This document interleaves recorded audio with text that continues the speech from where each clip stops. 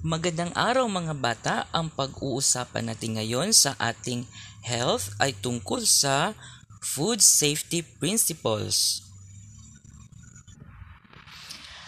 Kumusta ka na? Batid kong nagagalak ka ng alamin ang ating leksyon sa araw na ito sa edukasyong pangkalusugan. Kaya naman ay nasisiyahan akong ibinabatid sa iyo ang ating aralin tungkol sa food safety principles o ang mga alituntunin sa paghahanda ng pagkain.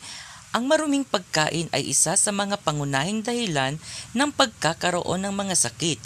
Hindi basta-basta nakikita ang mga mikrobyo na dadapos sa ating mga pagkain, kaya dapat itong iwasan sa pamamagitan ng paglilinis ng ating kapaligiran sa ating sarili. Sa araling ito, matututunan ninyo ang mga iba't ibang paraan upang maiwasan ang pagkalat ng sakit ng dahil sa hindi pagsunod sa mga alituntunin sa paghahanda ng pagkain. Dito ay maipapamalas ninyo ang inyong pagiging maingat sa paghahanda ng inyong pagkain. Bilang isang mag-aaral sa ika-4 na baitang, ang module na ito ay mahalaga dahil magbibigay ito sa inyo ng kaalaman upang matiyak na malinis at ligtas ang inyong pagkain mula sa anumang uri ng mikrobyo. Naway sa araling ito ay magagamit ninyo ang module na ito dahil importante ito sa bawat tahanang Pilipino. Ang food safety principles ay nagtutukoy sa mga paraan upang mapanatiling malinis at ligtas ang pagkain. Ito ang mga alituntunin na dapat sundin. Panatilihing tuyo at malinis ang kusina.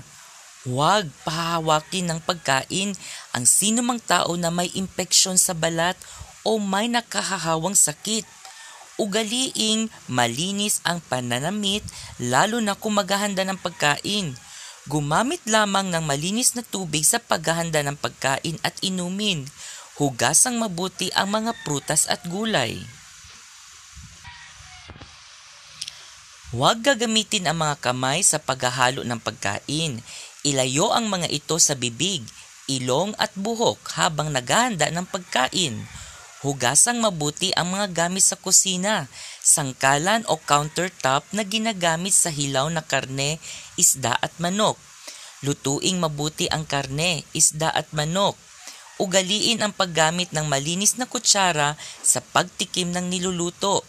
Ilagay sa refrigerator ang mga tirang pagkain at initin muna ng mabuti bago ihain. Ang maayos na pagtatapon ng dumi at basura ay nakatutulong upang mabawasan ang mga nagpaparumi sa ating pagkain. O mga bata, ano ba ang dapat tandaan natin sa araling ito? Huwag din niyo itong kalimutan ha!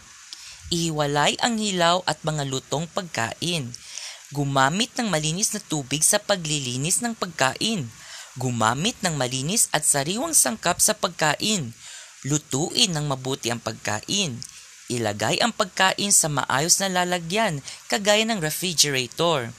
Ugaliing maghugas ng kamay bago at pagkatapos sumawak ng pagkain. Huwag kalilimutang takpan o iligpit ang mga pagkain kung hindi na uubusin o gagamitin. Huwag hayaang dapuan ito ng anumang insekto. At dito nagtatapos ang maikling talakayan natin tungkol sa food safety principles. Naway may natutunan ka sa ating aralin ngayong araw na ito. Paalam!